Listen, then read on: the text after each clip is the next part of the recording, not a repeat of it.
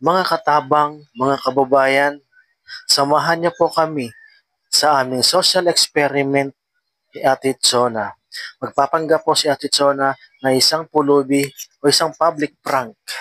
Makakayanan kaya ni Ate Chona ang kanyang challenge. At dito masusubukan ang tapang at lakas ng loob na harapin ni Ate Chona ang realidad. At ano nga ba ang diskarte na gagawin ni Ate Chona? Makahanap kaya si Ate Chona na isang mabuting tao na handang tumulong sa mga nangangailangan. Mga katabang, mga kababayan, samahan niyo po kami sa journey at sa laban sa hamon ng buhay. Di ka na mag-iisa, huwag matakot, laban lang kaibigan ko. Kasangga mo ako, tulong mo, kami ang tulay Pilipino. Ihahatid sa bayan ko, kapit bisig Pilipino, katabang din. Ayan mga kababayan, mga katabang, mga kabarangay, so isa namang mapagpalang araw sa ating lahat. Sana po ay nasa mabuti kayong kalagayan. So ngayong araw po, panibagong vlog tayo, panibagong araw. So ngayong araw po ay market day dito po sa Libon. So after po sa Libon, may pupuntahan po kami dyan pa po sa Matakon. So challenge po natin si Ate Chona na magpapanggap pong isang pulubi na mamumulot ng mga patapon ng mga gulay na pwede pang pakinabangan. May magbibigay kaya kay Ate Chona at may maawa kaya kay Ate Chona. Ano Ate Chona, kaya mo bang challenge? Kaya. Kaya? Kaya. Kaya? Kaya. O yan mga katabang, samahan nyo po kami. Tara, kung kakayanin ni Ate Chona ang ating challenge.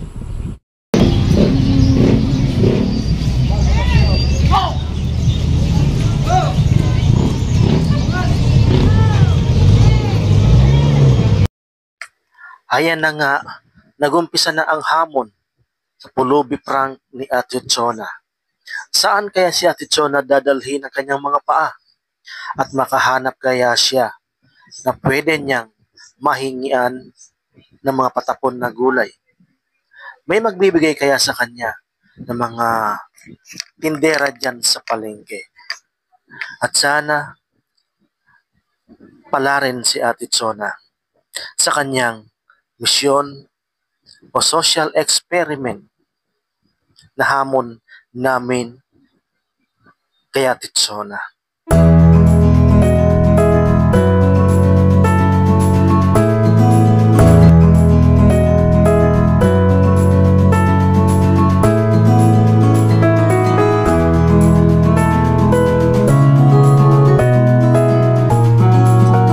Buong tapang na ginampanan ni Ate Chona ang kanyang misyon.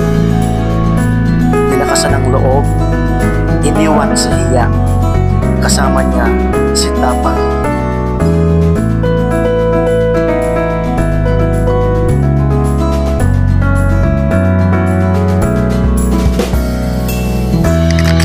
Habang namumulot si Ate Chona ng mga regalong alalaglag, at habang si ate ay nakabuntot at nagmamasid kay Ate Chona, panay ang sunod sa kanya nito.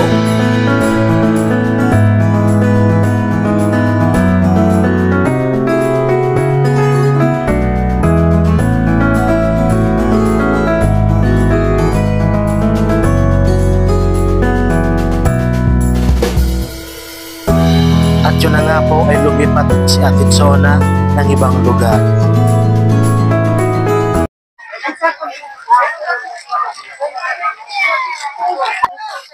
Ang tulo to pa.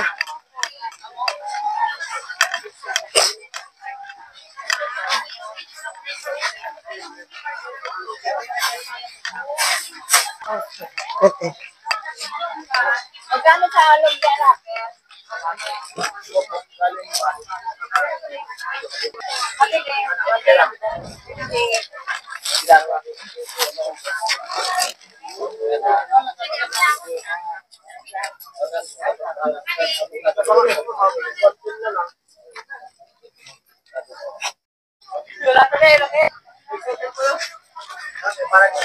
Pwede na yun pang kurukuhan pa.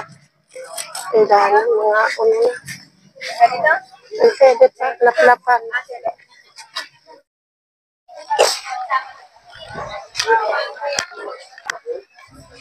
Ay, alaman sina ko.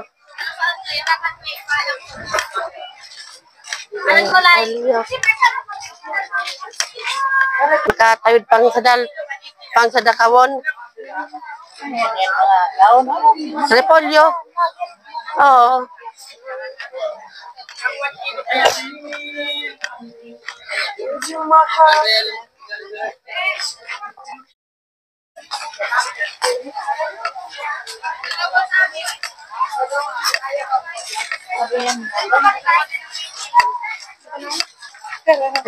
Jadi may inamuro.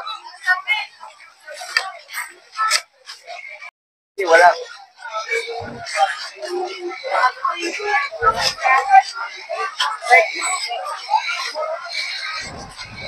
Wala yung pizza, tapos kuhan kasi kaya may palit na kape. Tara, ano lang ah. Isa yan. Hindi siya nagbaka.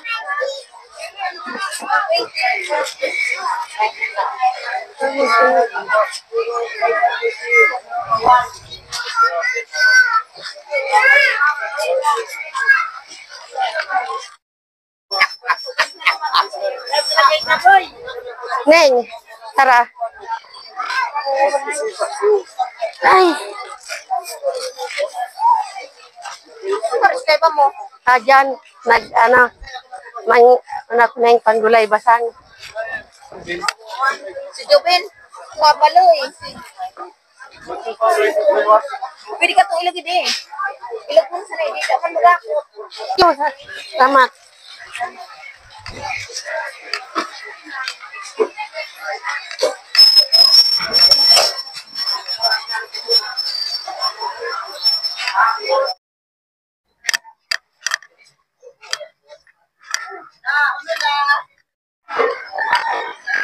Pwede kong mangayat sa tuwa, malaga, basang namo, kung mga igin ko. Pang merendalan lang. Maski pirang ano lang, pedaso.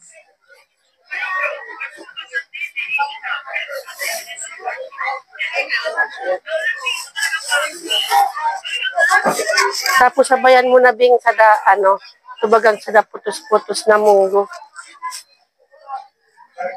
Para gubasang panggulay. Salamat. May nasa kami video. Si Katabang Dave. May na Dave.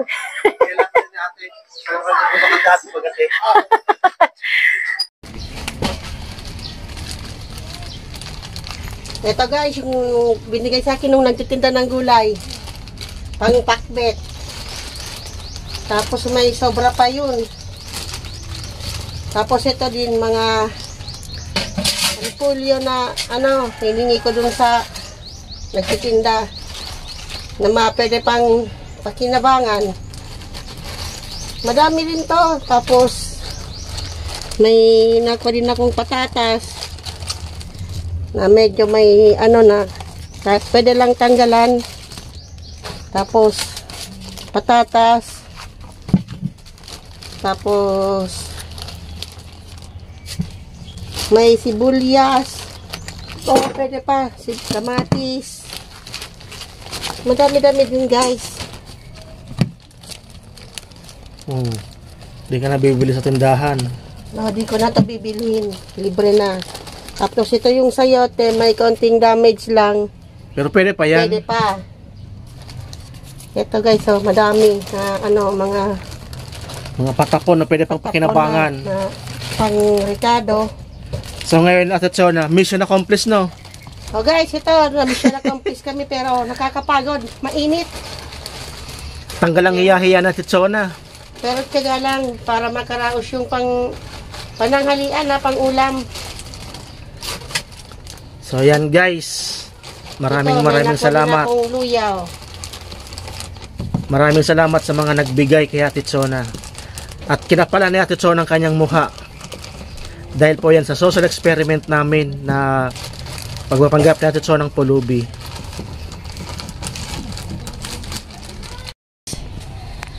Ang yung ginawa ko ngayon na pamumulot ko ng mga tira-tirang gulay, tsaka yung mga nalaglag na ricado. Tapos ito may mga nakuha pa rin, may nakuha din akong saging, tsaka munggo. Tapos ito may patatas, may sayote. Ginawa ko to para mapatunayan ko na kahit ngayong panahon, mapatunayan ko na may mga tao pa rin na bukas yung puso nila para makatulong at makapagbigay. Kaya, ito guys, sa pagtsatsaga ko, ayan, dami ako napulot. Tapos, may nagbigay pa sa akin na mga gulay din.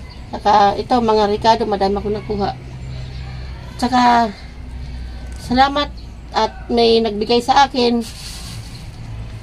Kaya, yun, nasubukan ko yung tao ko ngayon na kahit pala marami ng na iba sa mga tao, pero may isa pa rin na may mga tao pa rin na may mabubuting puso na handang magbigay at handang tumulong sa mga nangangailangan.